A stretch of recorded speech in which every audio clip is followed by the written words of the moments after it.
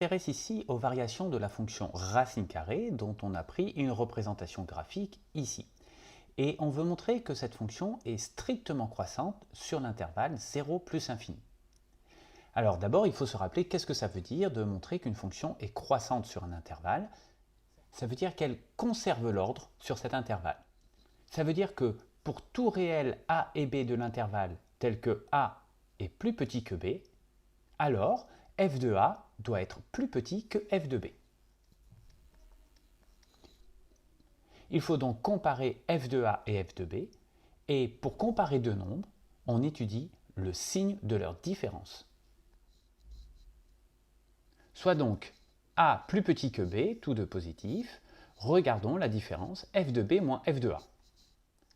Ici, la fonction étudiée est la fonction racine carrée, donc f de b égale racine carrée de b, et f de a égale racine carrée de a.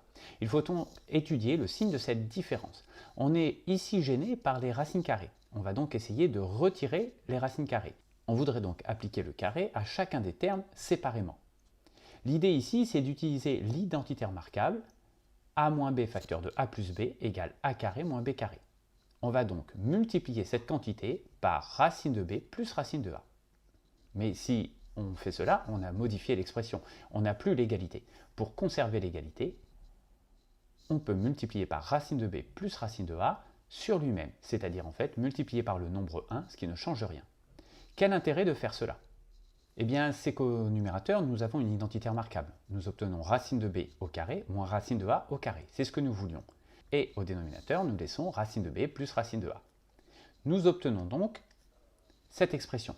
Rappelons-nous que nous voulions étudier le signe de la différence. Or ici, nous avons une somme de deux racines carrées. Les racines carrées étant des nombres positifs, leur somme est forcément un nombre positif. Maintenant, le numérateur. Nous avons pris b plus grand que a. Cela veut dire que la différence b moins a est forcément positive. Finalement, nous avons un nombre positif divisé par un nombre positif. Le quotient est donc positif. Autrement dit, f de b moins f de a est positif, ce qui veut dire que f de b est plus grand que f de a.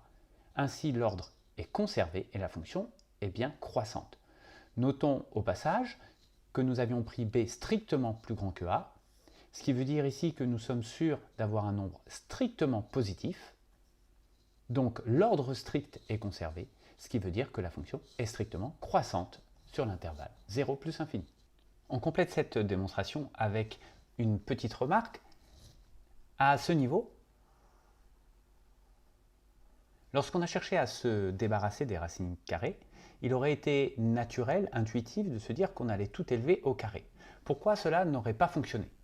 La première remarque, c'est que lorsqu'on élève au carré, effectivement, on a retiré la racine carrée de b, la racine carrée de a, mais apparaît le double produit dans lequel nous avons à nouveau des radicaux, des racines carrées.